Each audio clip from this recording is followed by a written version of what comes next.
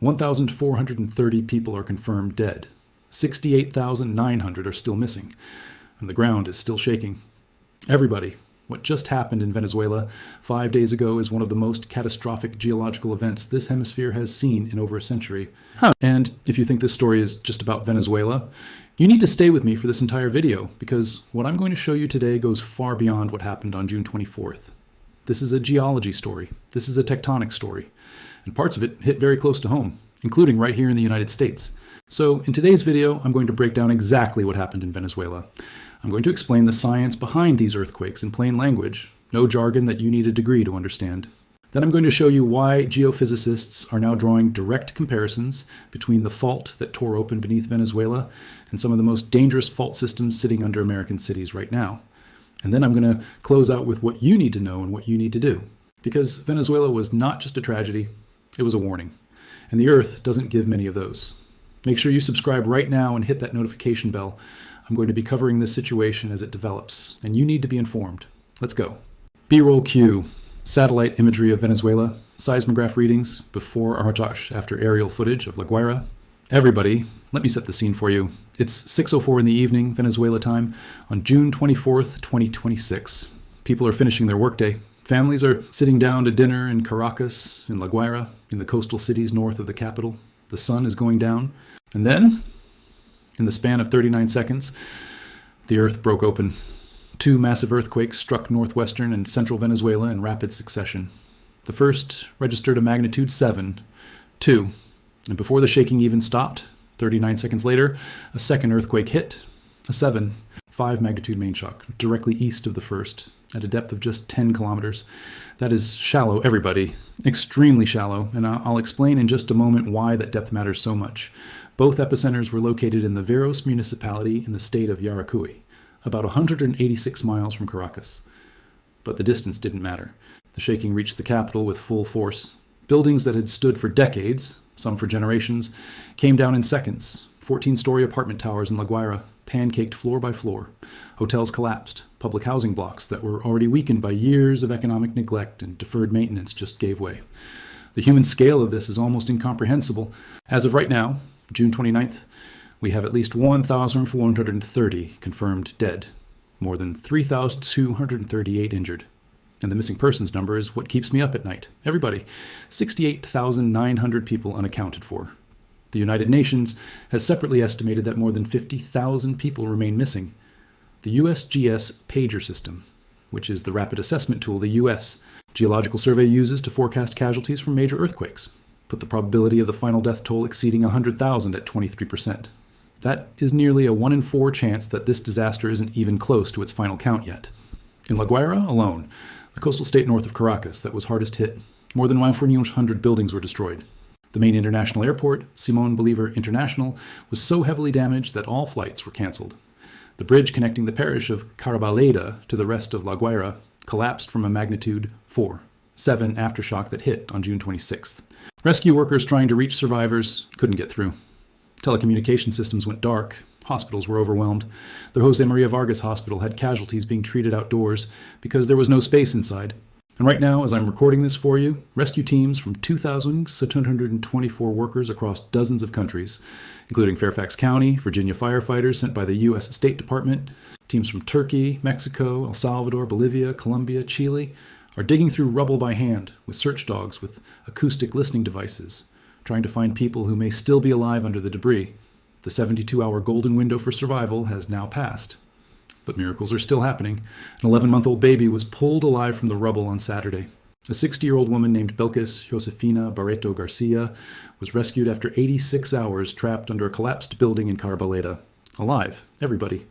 A man named Aaron Cantillo was pulled out after 106 hours. That is 4.5 days under concrete.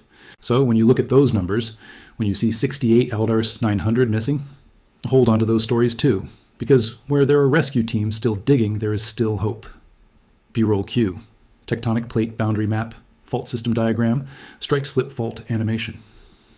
Now everybody, let me explain to you what actually caused this from a geological standpoint, because once you understand the mechanics, you're going to understand why the connections I'm about to draw to the United States are not a stretch. They are science.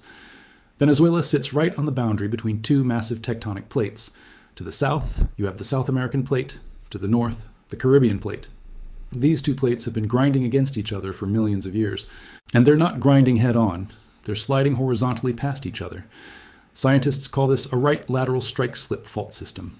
What that means in plain language is, if you're standing on one side of the fault and you look across to the other side, the ground over there is moving to your right, constantly, slowly, relentlessly, at about 20 millimeters per year, roughly the rate your fingernails grow. The specific fault system that ruptured on June 24th is called the Bocono San Sebastian El Pilar fault system. It is over 300 kilometers long, stretching from the Venezuelan Andes all the way to Trinidad. And geophysicists at the Science Media Center used a very specific phrase to describe it that I want you to remember. They called it comparable in character to California's San Andreas Fault. And let that sink in for a moment, everybody. The fault that just killed over 1,400 people in Venezuela, with potentially tens of thousands more yet to be confirmed, is geologically similar in character to the fault running directly beneath California. Now here's why these earthquakes were so uniquely devastating even beyond the scale of the magnitude numbers. Both earthquakes were shallow. The main shock struck at a depth of just 10 kilometers. That is critical. Deep earthquakes, those that occur 70, 100, 150 kilometers underground, have a lot of earth to travel through before their energy reaches the surface.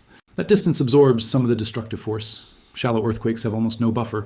The energy releases close to the surface, travels a short distance to where people live and where buildings stand, and it hits hard and fast. The USGS described the shaking from this event as reaching very strong to severe across large portions of northern Venezuela.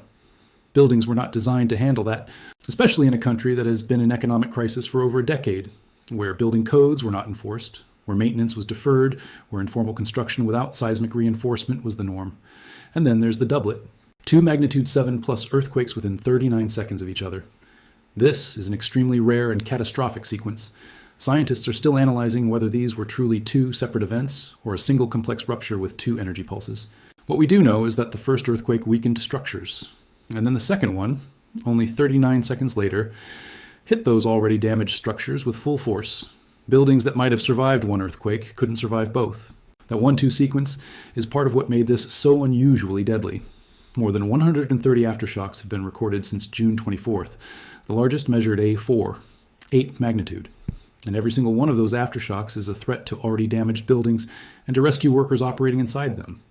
This seismic sequence is not over. Venezuela is still in an active phase of this event. Birol, Q, map of San Andreas Fault through California, Cascadia subduction zone, Pacific Northwest, comparison of fault types.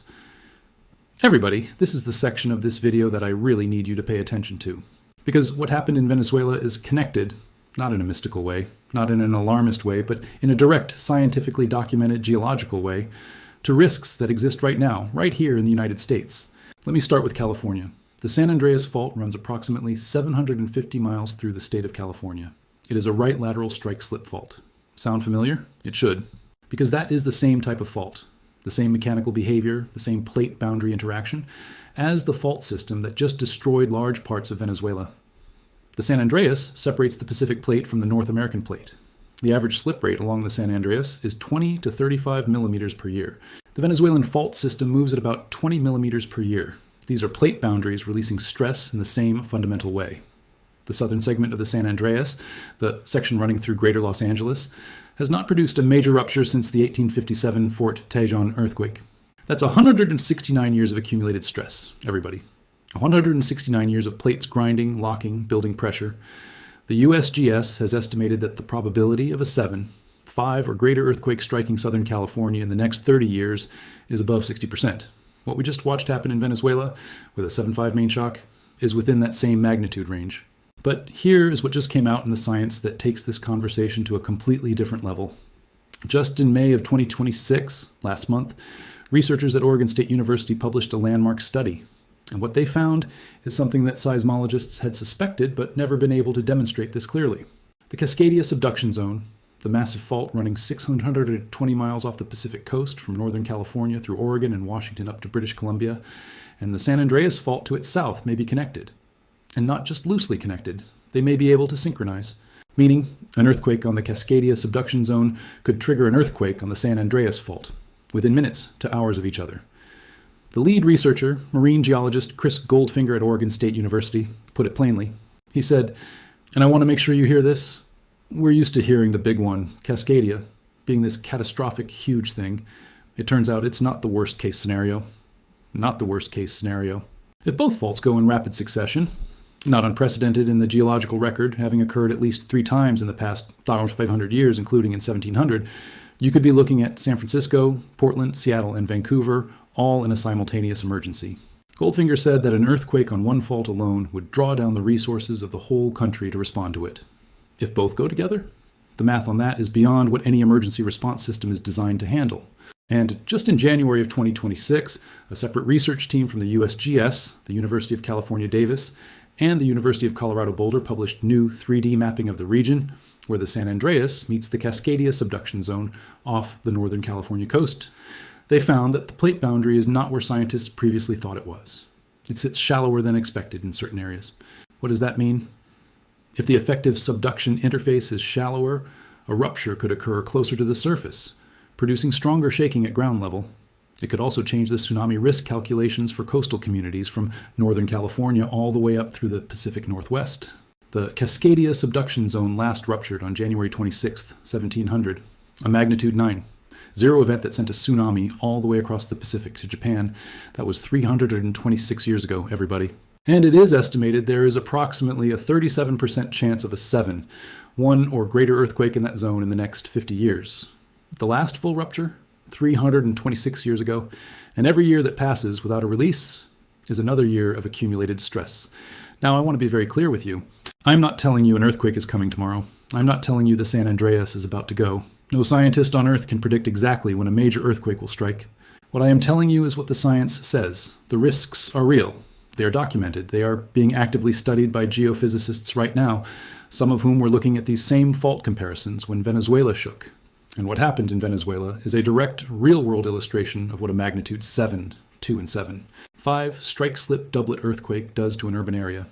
Look at the images coming out of Caracas and La Guaira. Now ask yourself, is your city prepared for that? Is your family prepared for that? B-roll cue, Venezuela rescue operations, infrastructure damage, collapsed buildings. Everybody. The earthquake itself is only part of why this disaster is so catastrophic.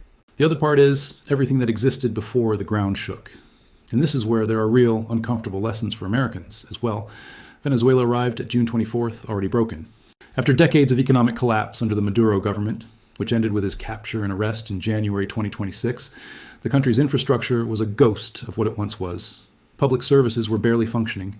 Hospitals were chronically short of medication and equipment. Building codes that should have required seismic-resistant construction were ignored or unenforced for years. The result was a city full of buildings that had no business standing in a seismically active zone. And when the earth moved, those buildings gave way.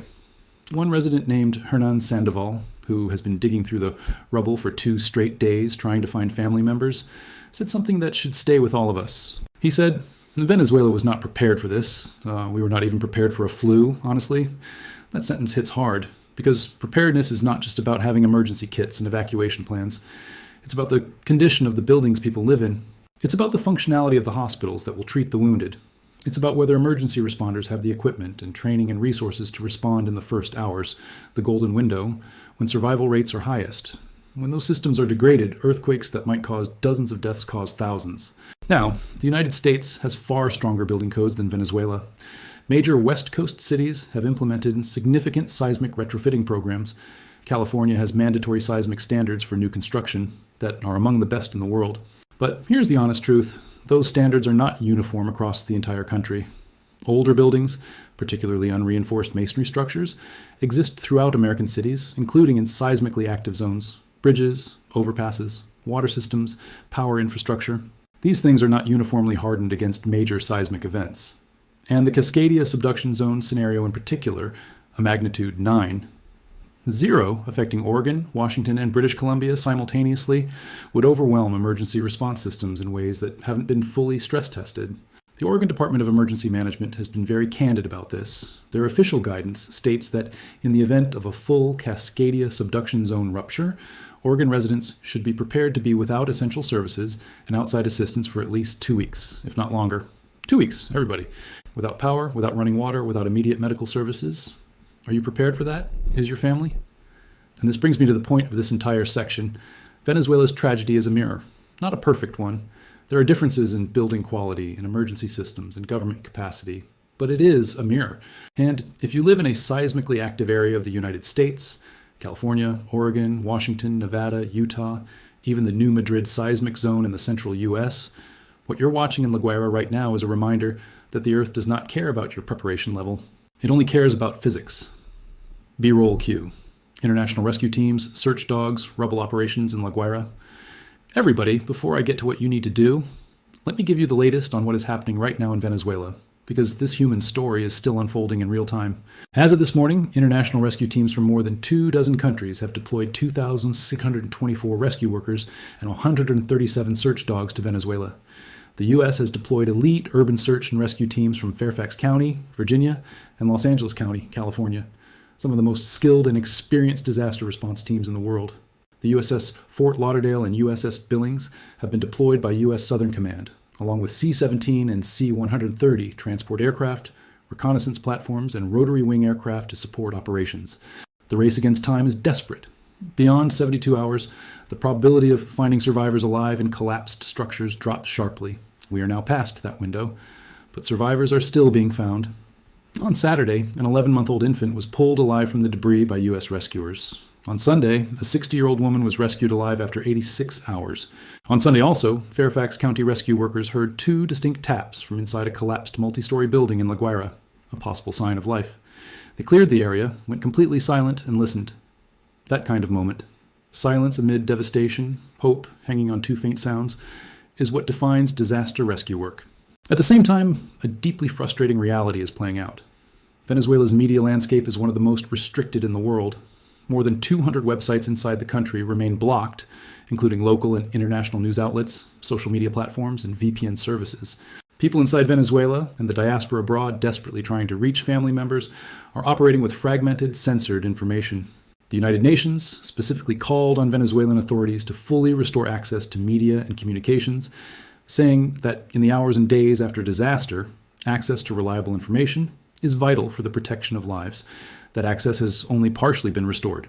The UN Development Program estimates the earthquake caused between $4, $7, and $8. $7 billion in housing and economic damage, roughly 4 to 8% of Venezuela's entire GDP. And they noted that the true cost could be 5 to 3 times even that estimate, once infrastructure loss, long-term economic disruption, and reconstruction are included. For a country already mired in crisis, the scale of rebuilding ahead is almost incomprehensible. If you want to help, organizations including the Red Cross and World Vision have activated emergency response operations in Venezuela. I'll put links in the description. Even small amounts add up when they come from a lot of people who care. And I know this community cares. B-roll cue, emergency kit assembly, family discussion footage, structural preparedness visuals. Everybody, whether you live in an earthquake zone or not, this section matters, because knowledge prepares you, and preparation saves lives.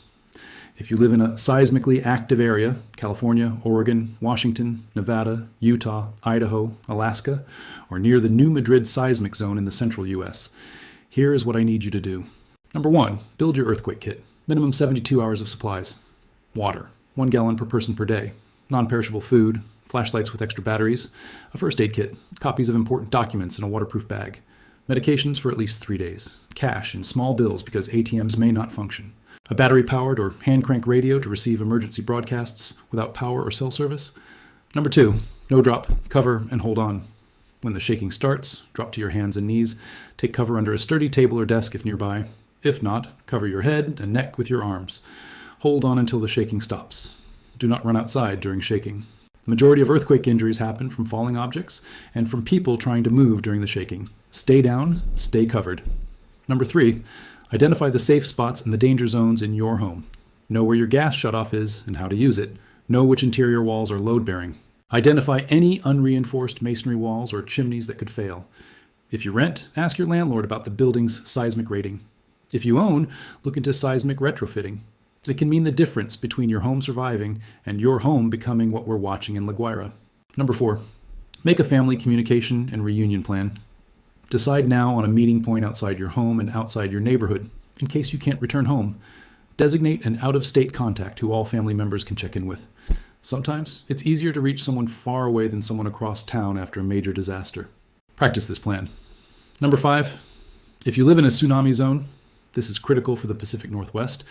Know your evacuation route to high ground right now, not when the shaking starts. Now, because after a major Cascadia event, the first tsunami waves could reach coastal communities in 15 to 30 minutes. That is not enough time to figure out your route. It has to be automatic. And everybody, regardless of where you live, what we're watching in Venezuela should motivate all of us to take these steps, not out of fear, out of love for the people in your family and your community who are counting on you to have thought this through ahead of time. B-roll Q, Global Earthquake Activity Map, Tectonic Plate Animation, Ring of Fire Overview.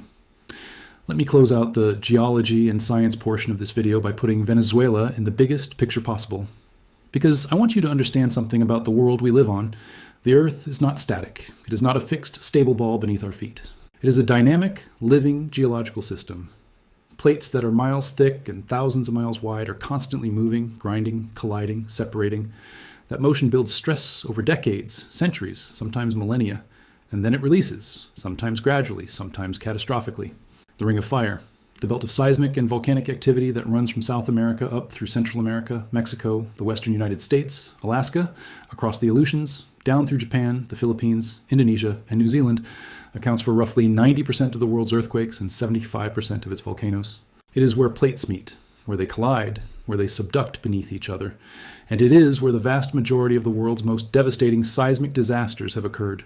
What happened in Venezuela on June 24th did not come out of nowhere. The San Sebastian fault system had produced major earthquakes in 1641, 1766, 1812, 1900, and 1967. Scientists knew this fault was capable of producing a 7, 5. It was not a surprise to the geological community, and in September 2025, just 9 months ago, the same region experienced a doublet of a 6, 2, and 6, 3 magnitude earthquake, causing at least 1 death and over 110 injuries. The Earth had been signaling. But we don't always listen. Or we listen, but don't act. Venezuela didn't have the political stability, the economic resources, or the institutional capacity to retrofit its buildings, enforce its building codes, or prepare its emergency response systems to the standard this fault demanded. That is the warning, everybody. Not just for Venezuela, for every city on a fault line, for every coastal community in a tsunami inundation zone, for every American who lives within reach of the San Andreas, the Cascadia, the Wasatch Front in Utah, the Hayward Fault in the East Bay. The Earth does not wait for us to be ready. It moves on its own schedule. And when it moves, what stands between survival and catastrophe is almost always what we did before, not what we do during. Venezuela was just the beginning, not because more earthquakes are imminent in Venezuela, but because the same geological forces that destroyed Caracas and La Guaira are operating right now beneath cities across the American West. The science is clear. The comparisons are direct, and the only question is whether this moment, this image of survivors being pulled from rubble after 86 hours, is enough to make us take the steps we already know we should take. Everybody, let me give you the summary before I go. On June 24th, 2026, 2 earthquakes, a 7, 2 foreshock, and a 7. 5 main shock, 39 seconds apart, struck northern Venezuela along the San Sebastian fault system at the boundary between the Caribbean and South American plates. At least 1,430 people are confirmed dead. More than 3,238 injured and nearly 70,000 remain missing. Rescue teams from around the world, including the United States, are racing against time to find survivors. The 72-hour golden window has passed, but survivors are still being found. Venezuela's pre-existing economic and infrastructure crisis made this disaster far deadlier than it needed to be. The fault that ruptured is geologically comparable to the San Andreas fault. New research published just last month shows the Cascadia subduction zone, and the San Andreas may be able to synchronize, meaning the next big one on the west coast could actually be 2 big ones, nearly simultaneously. The Cascadia subduction zone has not ruptured since 1700. The plate boundary geometry near California is not where scientists previously believed it to be. Venezuela was a warning. Take it seriously. If this video opened your eyes, if you learned something today that you didn't know before, share it right now. Send it to your family. Put it in your group chat. Share it with everyone you know who lives in earthquake country. That's how we protect each other. That's how we do this thing. Hit subscribe. Hit the notification bell. I'll be back with updates on this situation as it continues to evolve, and I'll be keeping a close eye on any additional seismic activity across the Caribbean and the Americas. And before I go, everybody, I want to leave you with a word from our Father. Production. Note, slight pullback, softer tone, the weight of what we just covered still present. Psalm 46, verses 1 and 2. God is our refuge and strength and ever-present help in trouble. Therefore we will not fear, though the earth give way and the mountains fall into the heart of the sea. Amen. Everybody, those words were written thousands of years ago, but they speak to exactly this moment. When the earth literally gives way, when the ground beneath your feet becomes the thing you fear most, there is still a refuge. There is still a strength that is not your own. Lean on that. And then, after you lean on it, go be that refuge for someone else. Check on your neighbors. Help your community prepare. Be the person who knocks on the door, who sends the link, who says, I've got extra water stored, you can count on me. That is how God's love moves in a disaster, through people who choose to show up. All glory always goes to our Father in heaven. I pray he keeps you and everyone around you safe, from every storm, every shaking, every fear, every single day. Amen. Have a great day, everybody, and please, take earthquake preparedness seriously. Venezuela just showed us why it matters. End screen art production notes. End screen 20 seconds. Subscribe button animation. Link to previous July heat forecast video. Link to emergency preparedness checklist resource.